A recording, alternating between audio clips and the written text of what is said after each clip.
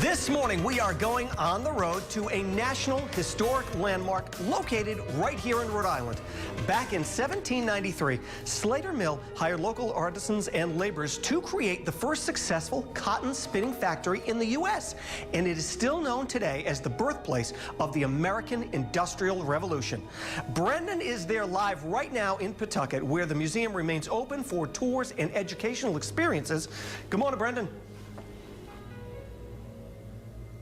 Hey, good morning, Will. You, sir, are quite the plethora of information yourself. I think maybe you could be leading a few tours here. That was a very eloquent intro. Nicely done, my friend. But we are live here in Pawtucket, as you pointed out. The Roadshow Horse and Buggy has arrived at SLATER Mill here in downtown Pawtucket. We are getting the scoop on this terrific historical site, learning all about what happens here. If you haven't checked it out before, you'll want to come out this summer. You can learn something, you can have fun. And to my left right now is the gentleman who can tell us even more about it. This is Carl Johnson. Carl, good morning, sir. Good morning to you. It is morning, isn't it? It certainly is. And tell the folks out there, tell me what it is you do here at SLATER Mill. My title is interpreter. That means I interpret these three wonderful buildings on our grounds. We are now in SLATER Mill proper, and the very oldest section of SLATER Mill is towards the back. That was built in 1793. Opened that year as Almy, Brown, and Slater Cotton Manufacturers. And what's really great about this place is the sense of history you get.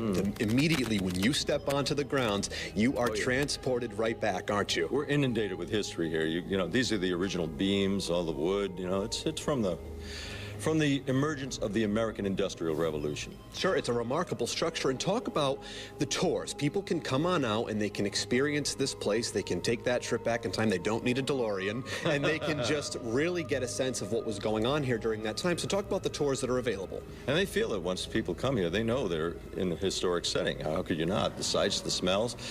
Well, what we do is we bring people through the three old buildings on the site, and this is Slater Mill, our crown jewel here. And we're surrounded by some antiquated machinery. We certainly are. And talk about when you see people, especially young children, come through here, because I'd imagine a lot of school groups come through. What's it like when you see their faces experiencing this? Because to them, this is just, I mean, to most of us, but to them, they must just be mesmerized. Yes, many school groups come through Slater Mill, and they are fascinated. You wouldn't necessarily think a historic site such as this would capture the attention of a child, like, 5, 6, 7 years old, but they love it here. Yeah. They just feel it. They feel the presence. It certainly is captivating. And right now, we're going to demonstrate one of these bad boys right here. I've punched in. I'm ready to go. Let's make it happen. What is the machine, first of all, here? This is called a throstle spinner. It's named after the thrush, or thrush, which is an English songbird. Somebody heard this running and thought his chattering sounded like a songbird. It's a type of spinning machine. Now, originally, water-powered on both sides. What it does is it takes two strands of this looser yarn called roving, combines the two strands into one, and it becomes one tight, thin, strong, usable yarn. The final. Here you go. Okay. No. They've signed off on this. All right. And there it goes, huh? Come on. Come out to Slater Mill, you guys. Get up close, personal with all this great equipment. Can anyone hear me? Carl, thank you very much, sir. Okay. We're gonna have much more from this great place. Again, can anyone hear me? I love that sound. Oh, it's so soothing, isn't it? Imagine that for 12 hours a day, huh? Much more from Slater Mill a little later on. You don't want to miss it. For now, back to you. Welcome back. Well, we've told you this before, but I'll tell you what, if you're a student or a teacher, it's music to your ears that school is out for summer. Now, if your kids get a little antsy during the summertime, you want to take them to someplace fun, well, why not check out a National Historic Landmark right in Pawtucket? That's where we find Brendan. He is out live at Slater Mill. Apparently, you're going to take a look at the water wheel. Brendan, what is that? Well, Michaela, that's right. We're getting an inside look at how everything works here at Slater Mill. This really is an amazing place. If you've never checked it out, if you've never heard of it, you want to come out here, have a blast this summer, take the kids, bring the whole family, and really learn something about the history of the Industrial Revolution. And joining me right now to explain how the water wheel all works is the man of the hour, Jay Brunel. Jay, how are you, sir? Thank you. Okay, I'm doing okay, Brandon. Great to have you here with us. Tell the people what it is you do here at Slater Mill. Oh, well, I keep the water wheel running. Right now it's running very slow, but we can't run it fast anymore because the old water wheel is breaking up and we're trying to make it last. So we just run it at a speed where you can see it actually running and moving. But it would be going so fast right now you wouldn't hear me. You'd be like, what? What's very cool right now is we could actually feel the building shaking. No, there's not an earthquake happening in Pawtucket, but that's because of the power of the water wheel. Tell folks exactly what the role of the water wheel was. The water wheel is the power from the river, the motion, filling up the buckets and keeping the wheel rolling. This shaft right here that you're looking at, the long shaft, the building is built long so it can run that long shaft to run the machines. You want to see a machine run, you can just come this way. And I'll try. Oh, don't stop, please. Oh, yeah. We didn't have a rehearsal. Jay, come on back over here, buddy. Come on back over here. This is live TV, my friend. That's okay. But when people come in here and they can see how this stuff all works up close, it really does mesmerize them and it really teaches them something, doesn't it? Yes, it does. They really, people really get excited about all the special things that are in here that you don't realize that people came up with, all the creative ideas that were, came out right out of this place right here, all the artisans who worked in here and learned their trades. And for you, as someone who's just a great historian, obviously, when you can sort of share that knowledge with people, that must be great. It is. I see a lot of people like, wow, I didn't know that, and all of that. And how did you get involved with working at Slater Mill? Did you always have an interest in history and in the Industrial Revolution? Well, I'm a little bit interested in everything. I'm one of these guys like PBS. I watch a lot of shows on PBS and stuff like that, history. And I love the Slater Mill because my father was a loom fixer. He was, you know what I mean? I had family members actually worked in the factories too, so it's pretty, I feel like I'm home here, you know, on the river. I'm born in Pawtucket. I lived here a lot of years. And you know what's great is a lot of people probably, you know, they may have been born and raised, as we said earlier, in Pawtucket or in Rhode Island, and they might not realize that this place is here right at their fingertips, isn't it? Exactly, because I didn't even come to this place until I got a job here. So here I am growing up here. It's like I always saw the place. Oh, look at those people dressed, you know what I mean? I wonder what that's about. But I always, well, I got to go this way, you know. And I'm now, Jay, before we wrap up here, I just would like to point out the side of the right over there, loafers not want to keep out. I want to thank you very much for making an exception and letting me in here today. Okay, if you're a loafer, we'll let you get by today. But remember, look, we're going to have a quick musical performance as we wrap up. Where's your... All right, this is the man of the hour. It's Jay Brunel. Take the hat off. I'll drop some change in it. Thanks, Jay. thank you. Do you take requests? Maybe he takes requests. How do you beat that? We're here at Slater Mill. We're going to learn even more as the morning rolls on. Maybe he'll even teach me how to play the harmonica. Oh, I just lost $1. It's for you. Good job, Jay. Back over to you guys. We're going to go back out live to Brendan once again. He is over at Slater Mill in Pawtucket. How's it going? Hey guys, it's going great. Sounds like you're having a great time there at the studio, but we too are having a wonderful time here at Slater Mill in Pawtucket. And joining us right now is the executive director of this fine establishment, these fine grounds here. This is Lori Urso. Good morning, Lori. Good morning. Thank you for coming today. It's our pleasure. Thank you so much for having us. And you know, we were just getting a sense of the history all morning long. We've been walking around. It's really majestic here. People are really transported. They're taken back in time. And it must just be the best feeling for you guys to curate this place and to keep it rolling ahead. Well, this is truly one of the most important buildings in America, one of the most important sites, not just for Samuel Slater and the amazing impact he had on our country economically and otherwise, but also because of the Jenks settlement, which is the property that we're on, is the last vestige of the Jenks settlement, which was founded in 1670 by Joseph Jenks Jr. and really was a community of iron workers and artisans whose skill built up over 120 years, making Samuel Slater's success possible. So that's a part of the story that we try to also convey, because some people feel some magic act happened. This young man came from England and voila, we have the Industrial Revolution. And there were many people that were an important part of that before he ever arrived. It really is a remarkable story, and I've been getting a sense of it certainly all morning long, as we said. And the Jenks tour actually wraps up tomorrow, so if people want to catch it, they should come out this weekend, shouldn't they? Yes, so we do a tour called 1670s Pawtucket, the Jenks settlement. It's a walking tour that, you know, follows a mile of the original settlement of Pawtucket. And of course, it starts right here at the Sylvanus Brown House, which is a Jenks house. And tomorrow's our last tour because it gets warm in the summer, so we'll start it up again in the fall for anyone who can't attend.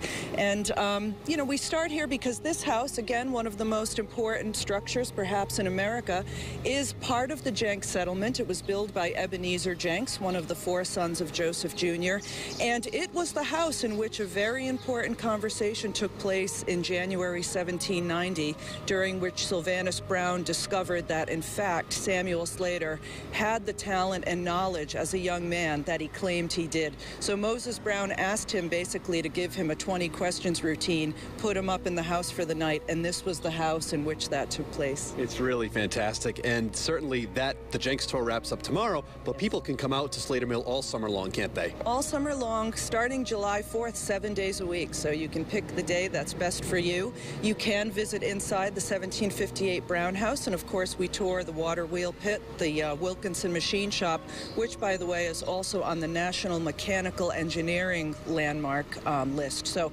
that's a very critical building in terms of the history of machinists and ironworks in Rhode Island. And then, of course, the 1793 Slater Mill, which is really the place that people connect to history in Rhode Island. And I'd like to point out the people on the tour might also get a harmonica performance. I'd just like to point that out. If Jay's on it, he doesn't do the 1670s tour, but he might give you the harmonica routine at Slater Mill if you're lucky. I gotta tell you, his passion is great and it shines through. Your passions all shine through. And Lori, we can't thank you enough for joining us, and we just want people to come out this summer, don't we? Yes, we do. Thank you, and come and learn about and enjoy Rhode Island's amazing history. There's so much of it here. Absolutely. If there's ever an Industrial Revolution category on Jeopardy, I'm going to dominate it. You guys, you'll want to come out to the Slater Mill this summer in beautiful downtown Pawtucket. Don't miss it.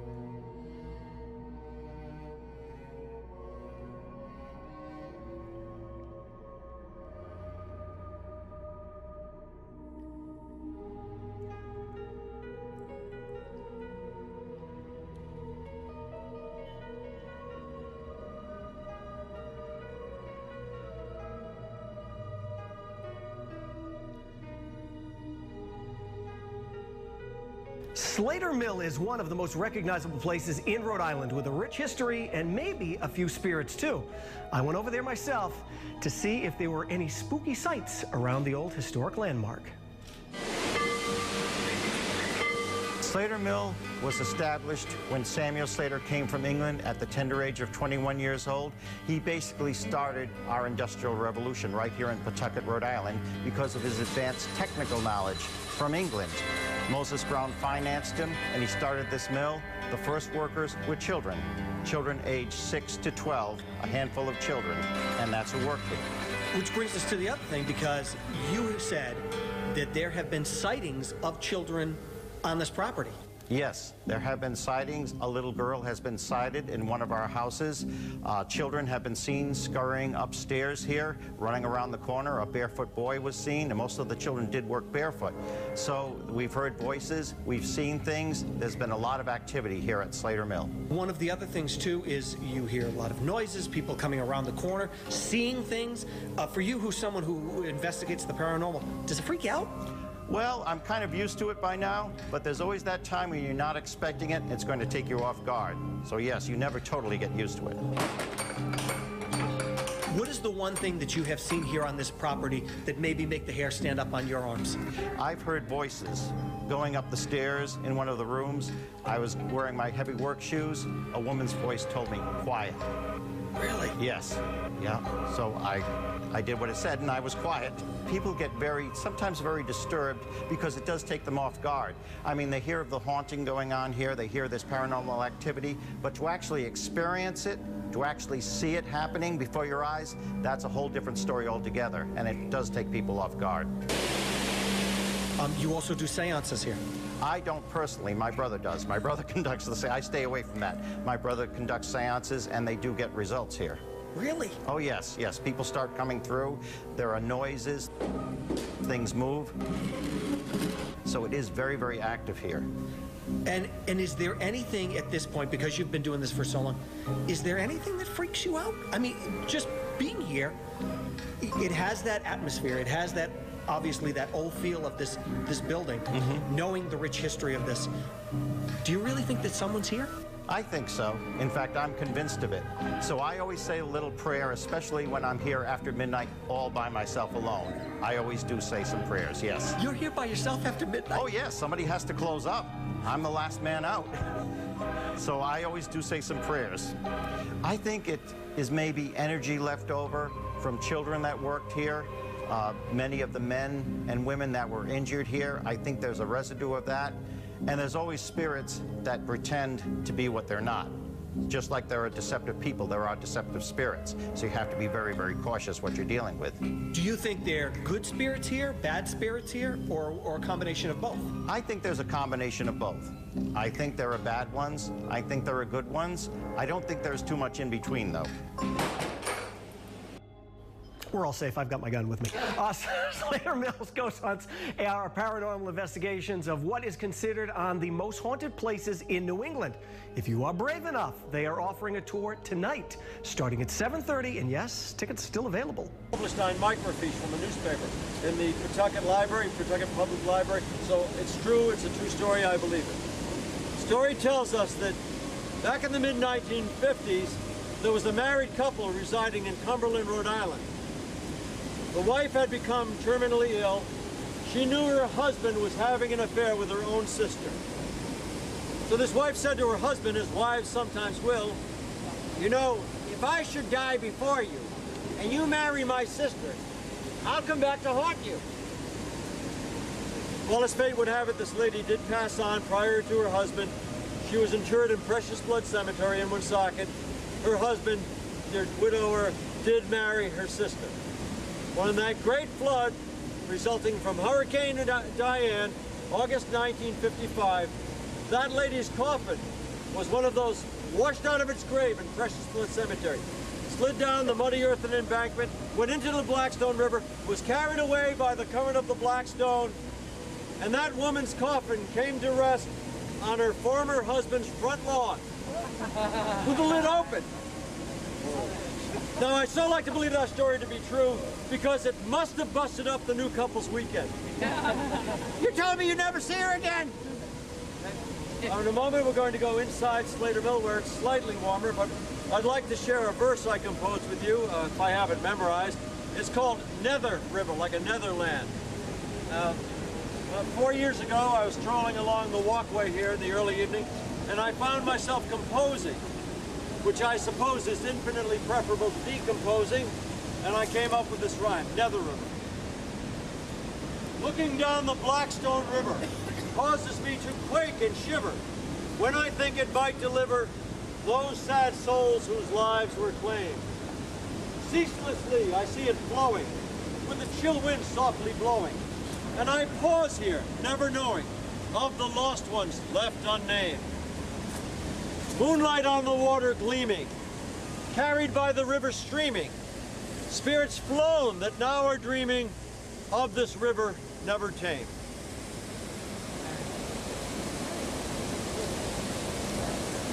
So let us go inside. Ever since. It was Moses Brown who had the idea and the financial backing to build and open a cotton spinning mill on this site. And the remarkable Samuel Slater literally stole out of England, bringing with him that knowledge of the water-powered spinning machinery that a handful of American manufacturers who saw promise in textile manufacture, making cloth and yarn, such as Moses Brown, were trying unsuccessfully to replicate. Now, Moses Brown, midlife after the death of his wife, had converted to Quakerism. So as a Quaker by creed and by faith, Moses Brown was an early and an active abolitionist. Key word there is abolish, do away with. Moses Brown did not agree with the slave trade. So Moses Brown was known to boast in letters to his brothers, "In our mill we do not use slaves to work. We use children." That was a lot better. That was a pretty fair Moses Brown impression, by the way. And in many of these mills, including Slater Mill, children as young as 6, 7 years of age could come and work full 12-hour shifts. They would receive a half an hour break once per day for lunch and bathroom needs, but that was originally timed half-hour break. And worker housing was built in the vicinity of the mills so that everyone could hear the factory bell and report to work. So, welcome to 1793.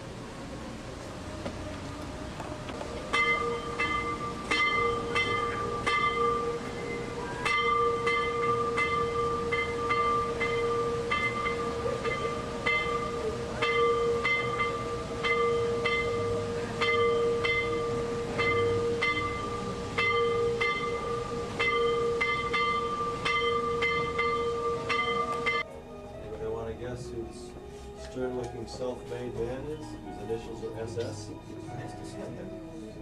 That's Mr. Slater overseeing. This is where he walked. This is where his living footsteps fell.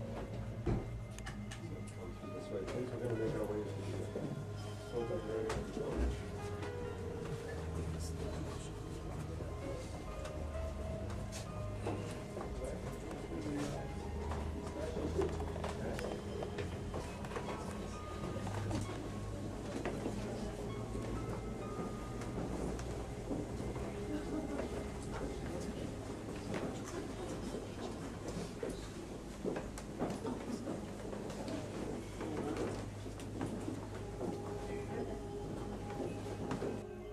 Also, we might imprint your image into our photographs. Come into our circle, please. We believe you're still here with us. We come here as your friends. We don't want to disturb you or frighten you. We only wish to learn about you. I'm going to ask a series of questions. I'm going to pause between those questions. At least one of us has an audio recording. Keith is recording. Are you someone that worked here in Slater Mill?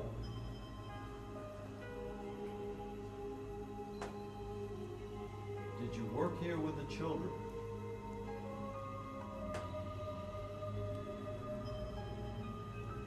Did you work for Mr. Samuel Slater?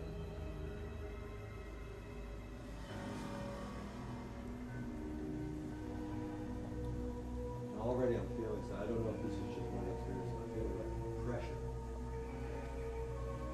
Something seems to have changed in there. I'm feeling a tingling here. Electric sensation. Are you here with us already? This is your place of work. It's where you remain. We are your guest here.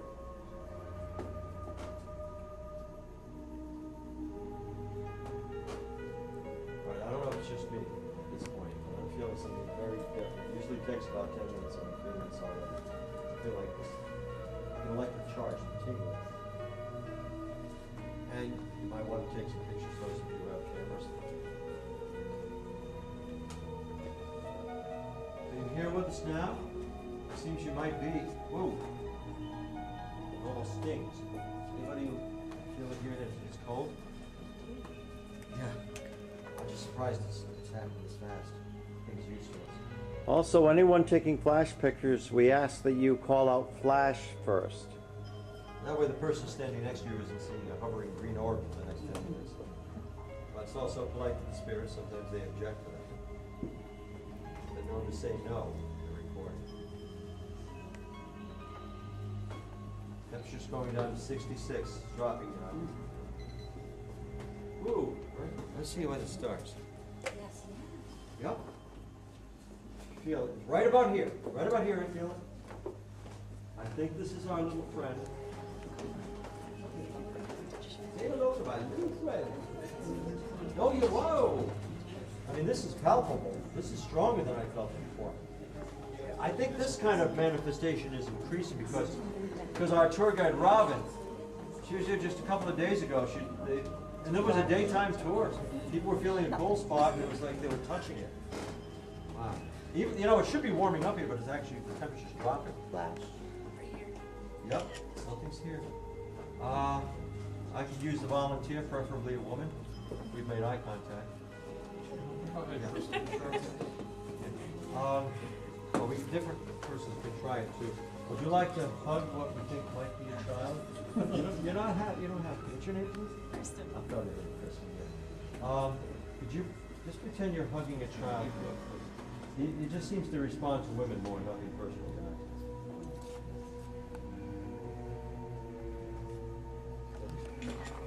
I see that ring.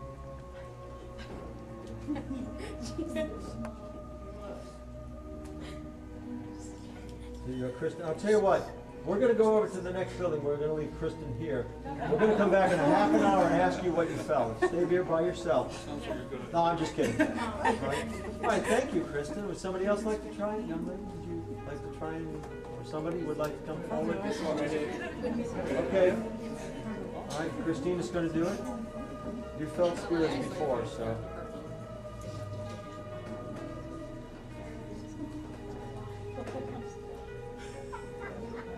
Okay. And of course, ghost hunting is fun, or I wouldn't stick with it. But like Bruce Lee said, play seriously.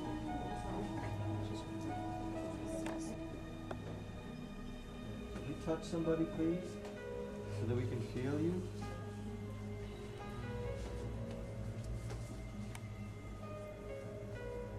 And these windows are quite sealed. You won't feel any drafts coming out. Now it actually feels warm. Behind you? Like it's traveled?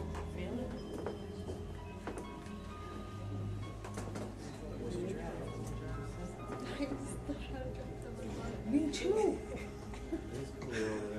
What's happening over here? Do you have we said we felt a draft. Right before they said that they felt cold, like we felt it like on our, like yeah, it's like it's traveling then.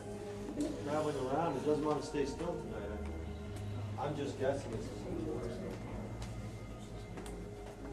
Well, I could try a more radical experiment. I could activate the noisiest and most dangerous machine in our collection. It's a spinning mule that was built in 1909.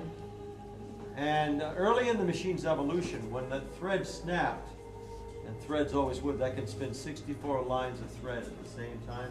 Somebody would need to get back there behind the carriage, tie a little weaver's knot to keep the thread traveling. Then they had to duck underneath the carriage, hit the floor, get out of the way of the carriage before it rolled back and crushed it. Now, I wouldn't have to go back there. I'm too big and clumsy. But an 8 or 9-year-old child should have little trouble getting back there behind the carriage, tying some knots where the thread broke, and then ducking underneath it, hit the deck, and climb over the rail. So I You know, mate, I used to work in one of these mills when I was a lad, and the children didn't always make it out. So every once in a while we'll hear confirmation of the rigors and the dangers of working in these noisy textile mills. Now if I leave this lever back, it'll run all night.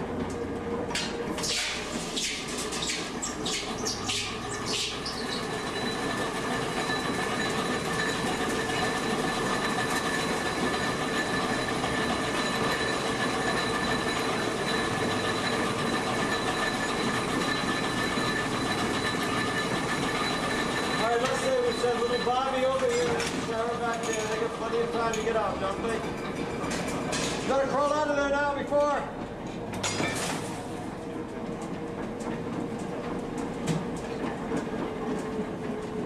I'm sure little Bobby and Sarah made it out in time, most of the time.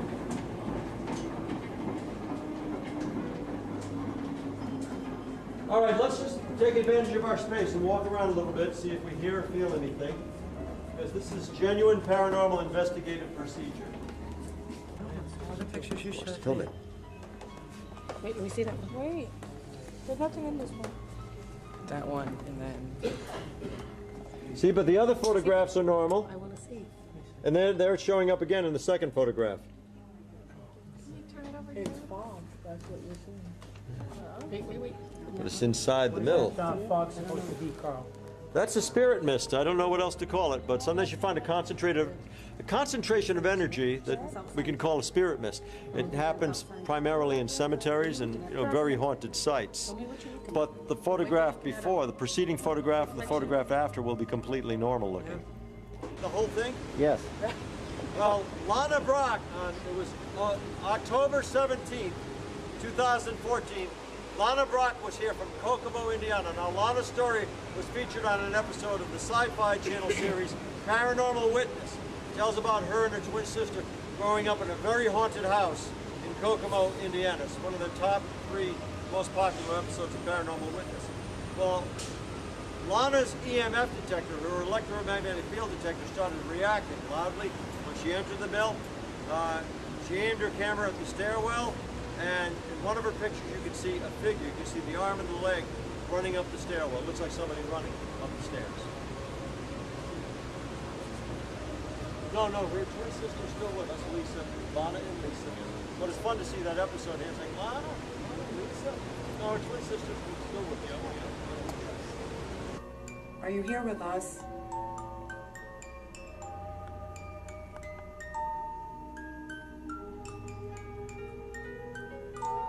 She doesn't like the light.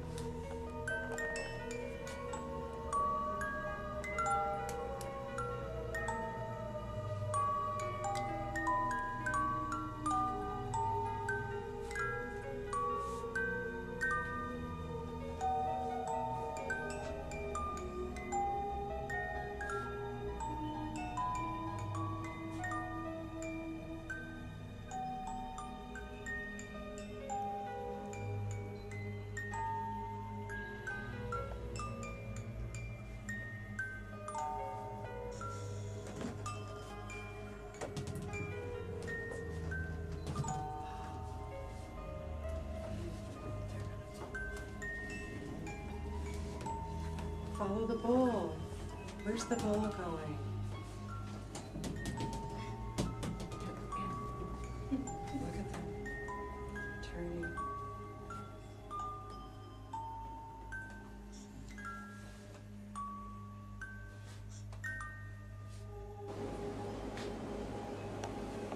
Are you upset there are women in this building?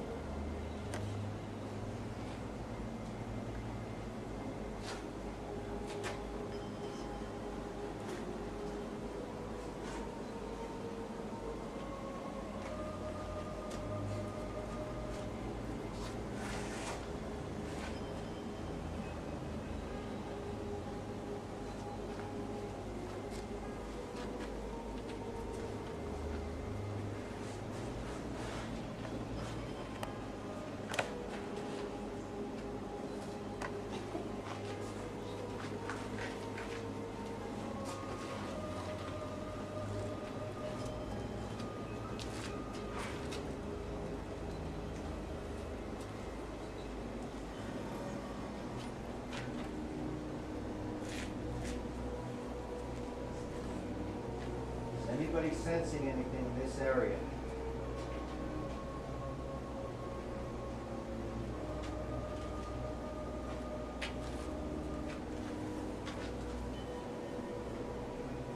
Feel the elements.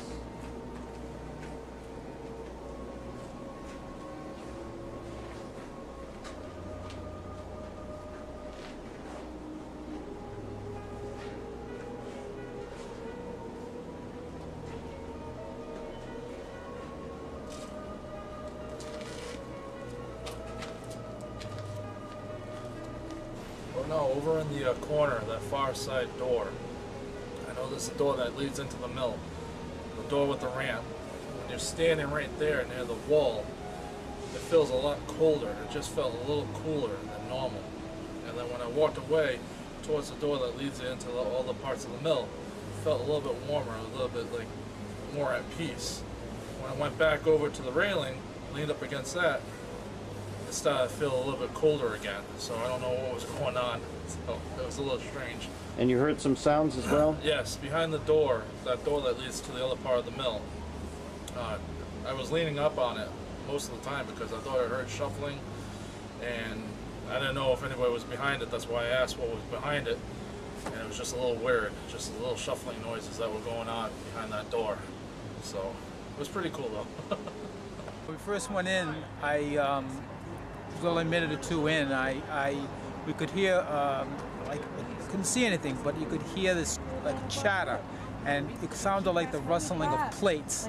And I asked the tour gentleman if they ate in the building, if they, and he said that they did, but he wasn't sure where. But it definitely had the sound of plates, and like somebody was having a meal or cleaning up. It just sounded like a lot of noise.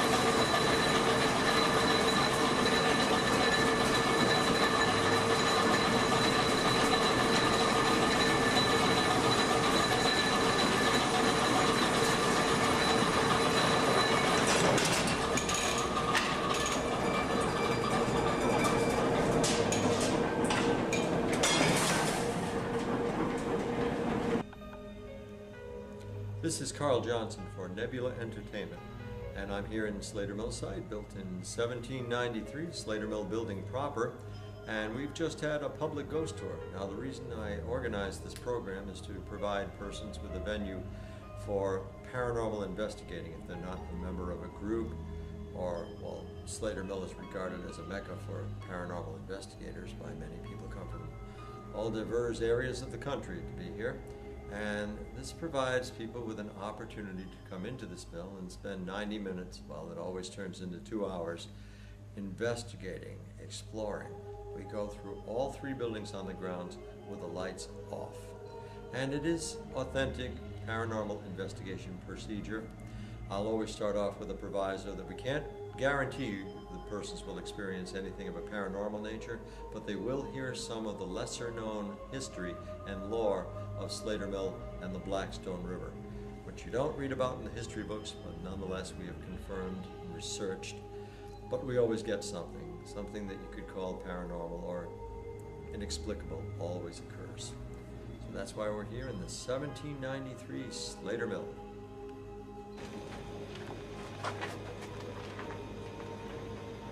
Should we walking around?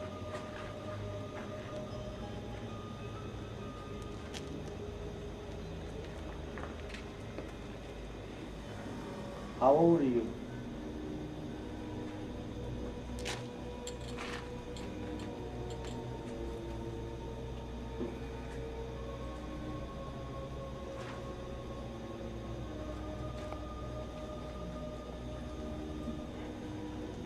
Did you once work here?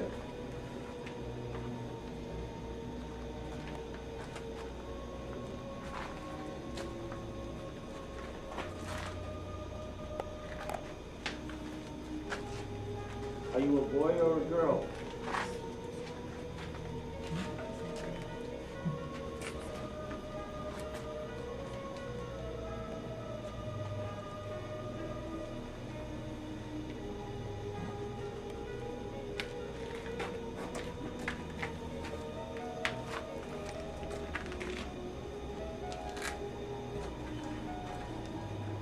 Could you give me a sign by whispering something into this little black box that I'm holding?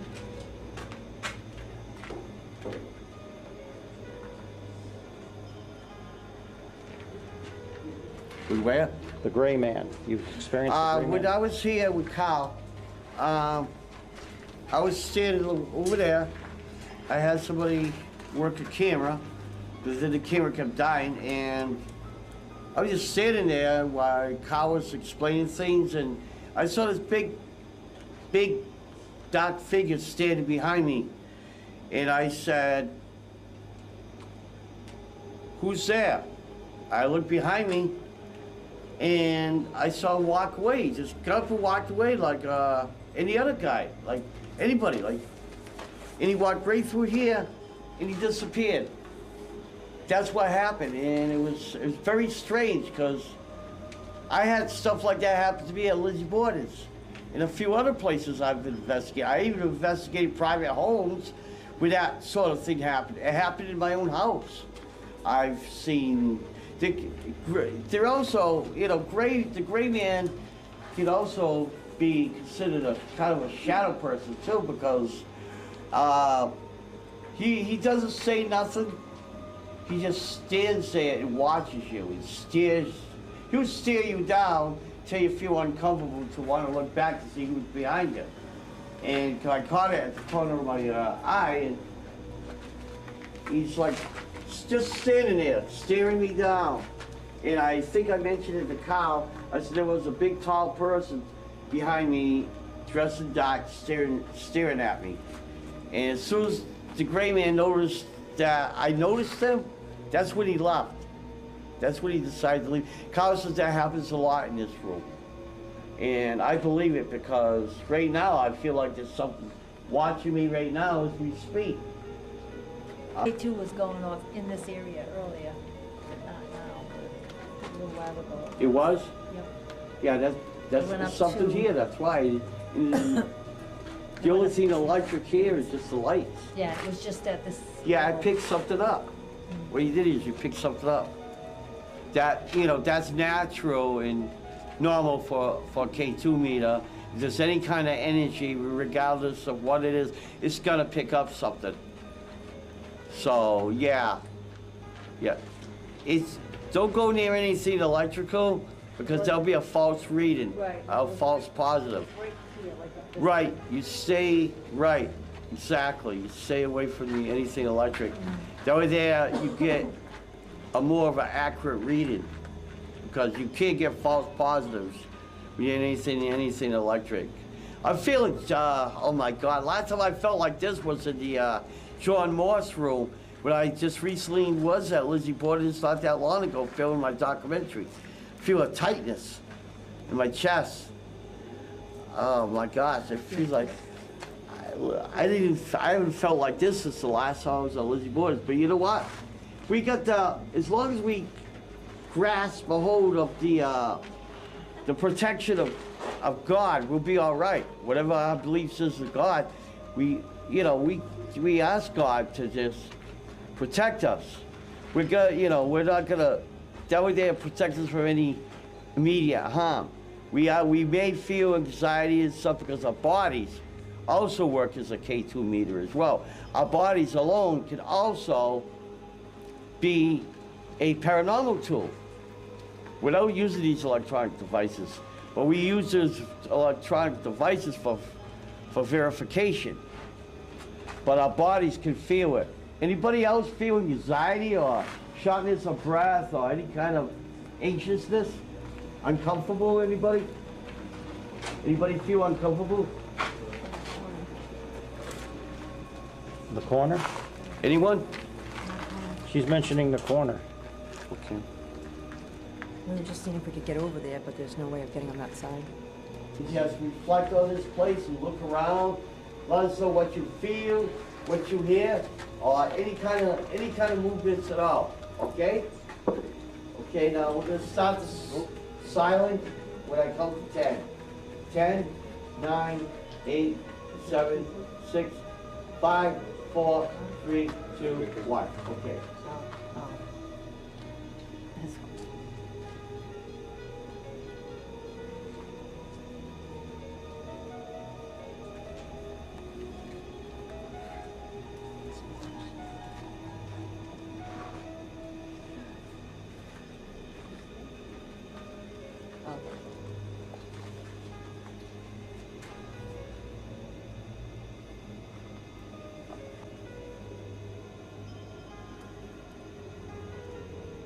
We know what you experience.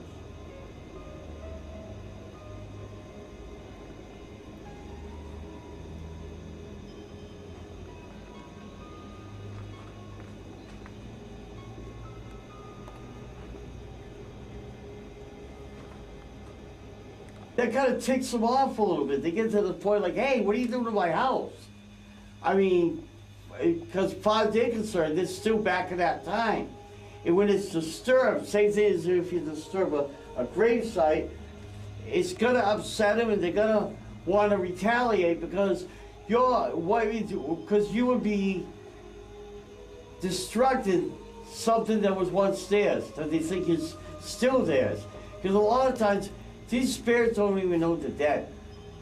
Most of them don't even know they're dead. And some do, but most percentage, they're living their daily lives as always. And if you disrupt what is theirs, their property, that's gonna trigger them. I mean, I know we're alive, and if somebody came in our house and started tearing down our walls, I believe, my personal belief is, all children go to heaven as soon as they pass. As far as children's spirits, I believe that the children, those so-called children's spirits, are demons posing as children. Because God designed children as innocent, and I do believe they go straight to heaven. And anything resembling a child, I don't believe they're children. I believe they're demons disguised as children. And one way is to get sympathy, right? Yep. To get sympathy and gain your trust. And once that trust builds up, then they start doing little things, playful things. It starts off slow, and then next thing you know, they'll play with your emotions and get you to the point that you feel depressed. Oppression, depression, and possession. That's how it usually works. What happened to your German Shepherd, Gary? Yeah, we had a German Shepherd. Ironically, when I was a kid, I named it Shep after the song, because my stepdad always sang that song when he played his guitar. And well, anyway, Shep went to the stairs. A foot of the stairs started growling. Now me and my mom just gotten home from someplace. And I don't know, my stepdad might have had to work. I don't know. It was the nighttime. And the dog started growling and wasn't moving and barking. And she said, my mother goes, Gary, there's somebody upstairs. The house was locked. I said, Ma, it couldn't be. You know, I was only like 9, 10 years old. We lived there for a few years. It was one incident after another. And there was a time where I thought I might have gotten possessed because I found myself with a blanket over my head, rocking in a rocking chair. How I did it because my cousin came in and says, Gary, wake up. I said, what? I pulled a blanket. I said, how did this get on my face? I seen a group of people at the foot of my bed at night, late at night on the second floor, and they would just start talking amongst themselves and staring and looking at me. And I was so scared I couldn't move. A little boy alone in a big bedroom with his, and you don't know who these people are? I couldn't make out, I saw the shadows and barely made out their faces, and they're just standing there talking amongst themselves. And the list goes on and on and on. Every time I think about that, it scares the crap out of me because I lived it. I had to live through that. To the fourth one over, like 10.0. Oh. A couple times over here. What color was it? Orange. Huh? Orange. That was just all the way up. Yeah, mine's just doing red. Well, now it just stopped, but it was doing red. Oh, yeah, it could be phones too. That's true. Let's go over to the staircase.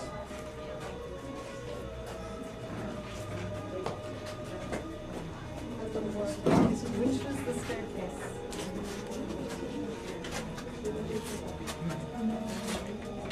You heard something over there? I've got to tell you something. That's a hallway that leads to the storage. I felt cold room by there. that other, when I was sitting by near the other fireplace.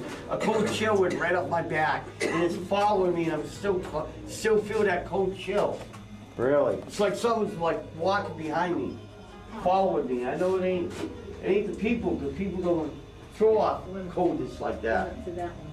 Not the living anyway.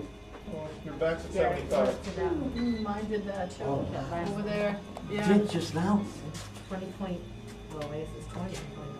But it was over there, it was near that door. Okay.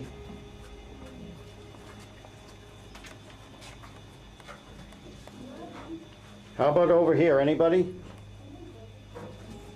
Let's bring some equipment over here, please. Team?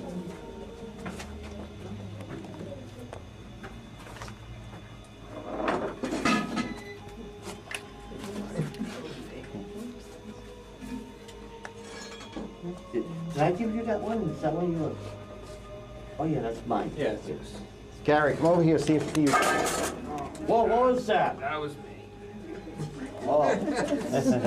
Gee, I thought it was a spirit activity. I got all excited. What do you need me to do, Keith? See if there's anything over here. Does anybody feel anything or sense anything on their equipment right now? Thermal gun, I need a thermal gun.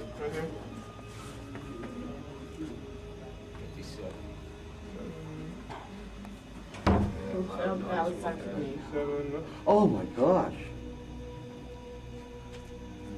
Oh my gosh. What do you account for that, Gary? It's gone now. There's a, oh, there it is. It's like a code that came at me, then it disappeared. Oh, it's a little over here. It's cool, but I mean, there was extreme coldness and it just disappeared. It feels cooler right here. What do you get on the thermal? 57, staying steady at 57, shooting back to whatever things. How low will it go when it gets a cold spot? Like You 30s? can get as low as all different levels, even if it goes down to 50, 40, 30, 20, 10. Yeah. It depends on how much energy. Yeah, how too. concentrated it is. Yeah. Yeah. I can only imagine if it gets so cold you can't even mistake it. You know, like, you know, Oh, yeah. It just got real cold. And Okay. 56. This place is definitely active tonight. Let me try to get some EVPs with my app.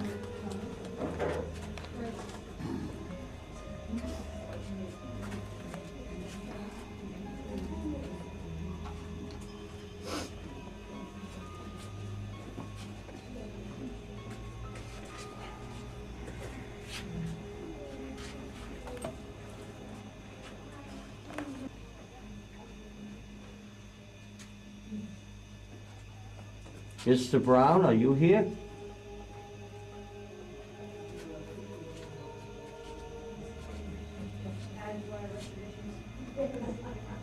That's the people in the back row.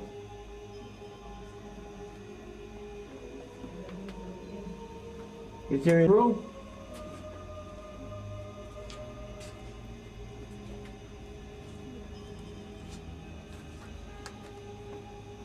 Would you make a noise, a thump, like bang on the wall?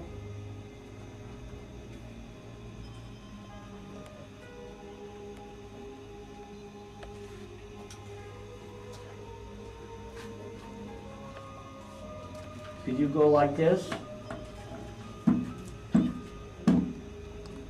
Can you do that?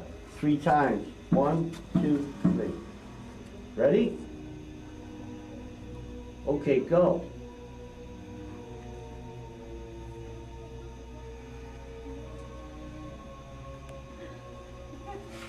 The sweater, we were over to the other building, the main building. Anybody feel anything like that? Or breathing being under your neck or anything, or being touched or brushed? No? We will probably, most likely, have some kind of personal experience, one thing or another. So it does happen. It keeps going up to that. It keeps going up to that. Is it getting ready for dinner?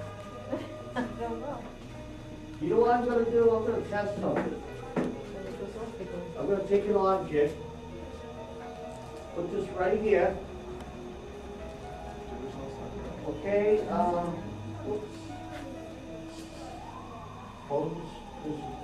Now, see this? Whoever's here, could you knock this off? Could you knock this off the bench?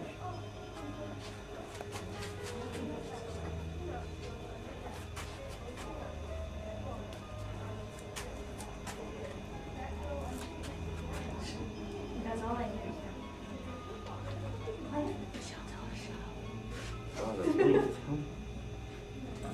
Two choices. You could turn this on or push this off. I'm going to shut off this light, and when I'll count to 10, when I turn it back on, I want to see this on the floor, this thing here, okay? Or you can turn on the flashlight, whatever you wish to do. Okay, off.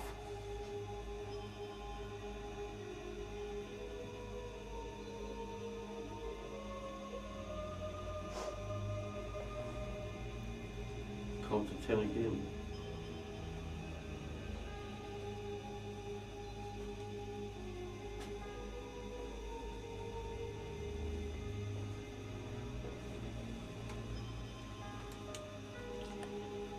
Oh, did move a little bit because that wasn't like that, it was straighter than that. Okay, that's good. I want you to push this off though, okay? I'm gonna shut this off. I'm not gonna give you any time limit. Take your time, you've got 1 minute to do it, okay? So we're gonna be quiet for 1 minute so you can knock this off the bench, okay? Or you can even put this on, the buttons in the back. It's up to you, whatever you wanna do. You already moved it a little bit. Now when I shut this off, just take this and push it off. Okay, it's only a piece of paper, you can do this. Okay, 1, 2, 3, light off.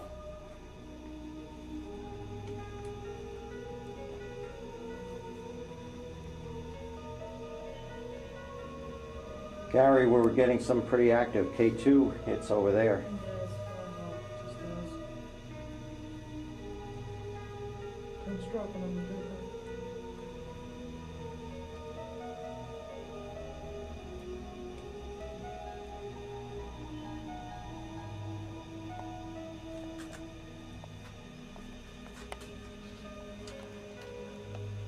Are you moving the paper?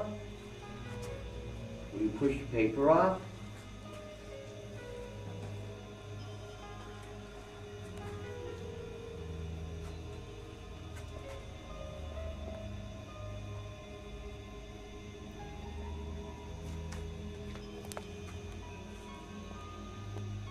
I see you standing right here.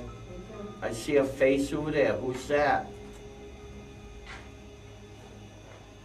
I know you're here, because I see someone looking over there, and I see you standing right here. I see you. I see your figures You figure. So I know you're there. Gary, I think your push that statements up? are making the K2 go off over here, generating some activity.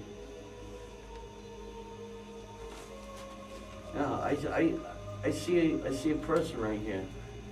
I can't make out the face or nothing. There's also, I also see a face right over there. I'm not scared of it.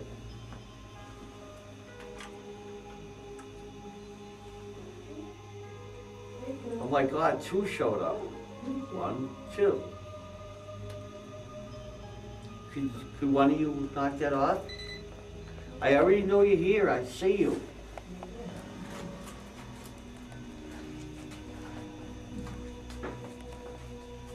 Okay, I'm gonna turn this on now. A lot of K2 It was activity. huge, over it there. was all the way to the end. I got it down for the end. Yes. It moved. It went from, it's straight again.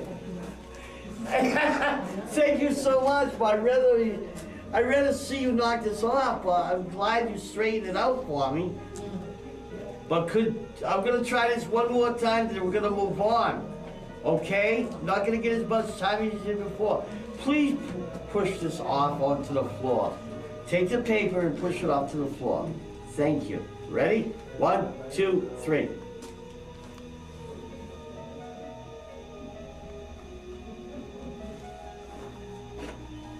I already know you're here because I see you.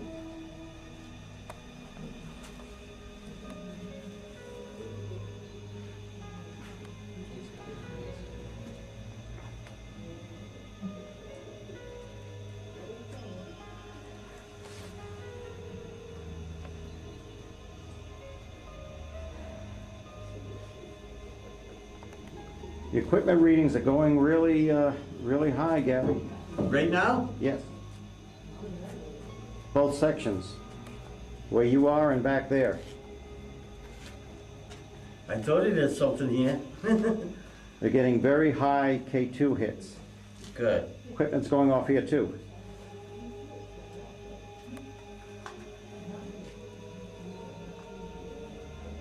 No need to use the hide under there. Get out of there. Come on. Don't hide under there. It's all dirty. You don't want to go in there.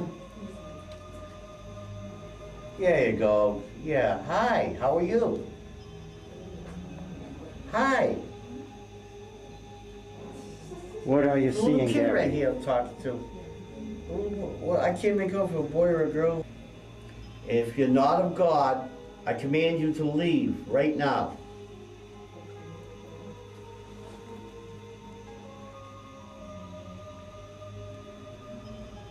Ooh, get angry with me, huh? Go ahead, get angry. I don't care. I had tougher ones than you. Now, could you please, whoever's messing around here, please just don't do it. Stay where you are, and someone please come over, walk over here, and knock that car down.